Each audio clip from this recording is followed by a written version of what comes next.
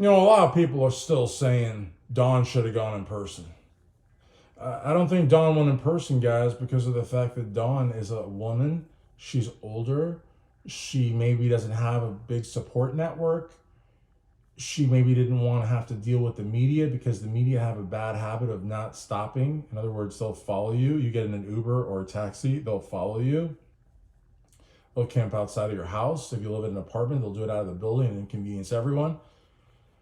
These are all factors.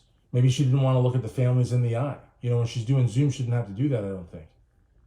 Maybe she didn't want to be that close to Darrell. I don't know, but it's just mind-boggling to me. I see what you're doing. But it's mind-boggling to me that here we are days before Thanksgiving 2024 and people are still asking, or not even really asking, but just up in arms about why Dawn didn't go to the hearing. I mean, the roommate didn't go to the hearing. Dr. Mary Edwards didn't go to the hearing. Why are you guys so fixated on Dawn? And at the same time, I think there's a lot of factors that would suggest why she didn't go. And I don't think it would have made any kind of a difference. I mean, she quoted "A Caged Bird Sings." I mean, I don't think she could have done any worse than that. You have civil rights activists all over the world actually up in arms for a legitimate reason. But hey, look, at the end of the day, she's a mother that is very sad for her son. I don't want to get into the whole, I would hope that Dawn would be sad for the victims, because honestly, the victims, they don't need her sadness. Not that she's a bad person, but it just doesn't seem like she is sad for them. But I don't know what's in her mind. So, I'm just basing it on the fact that she didn't talk so much about the families, but she wasn't there for the family. She was there for her son. But even still, the choice of passage also I thought was very bizarre, especially for what that was written about and what she used it for. I didn't really take to it too well. But I don't want to be perceived as defending Dawn Woods, because believe me, I would be the last one to want that job. But again, she's not a bad person, but I wouldn't want it because of the fact that just her whole stage presence, I didn't like it. But I'm not judging her as a person.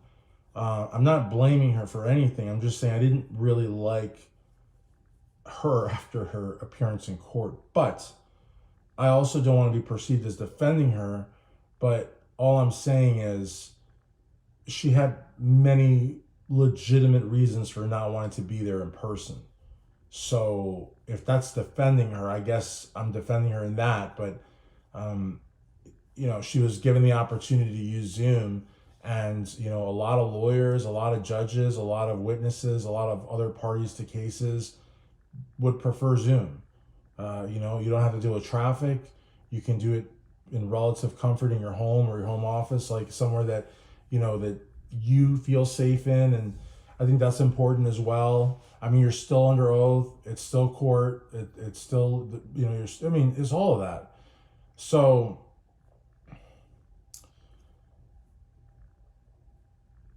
I don't know I don't understand why we're talking about this, but it's cool. I mean, this is Truth TV, and at Truth TV, we tell the truth. And if this is something that's being talked about, that's the truth.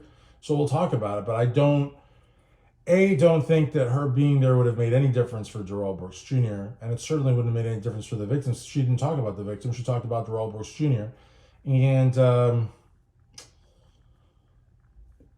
she might have said one word about the victims too, but she was there for Darrell, so I don't think her presence there, was felt by her lack of a presence there was felt by the witnesses. I don't think the judge or prosecution team needed her there, and Darrell wouldn't have been able to hug her or anything, or vice versa.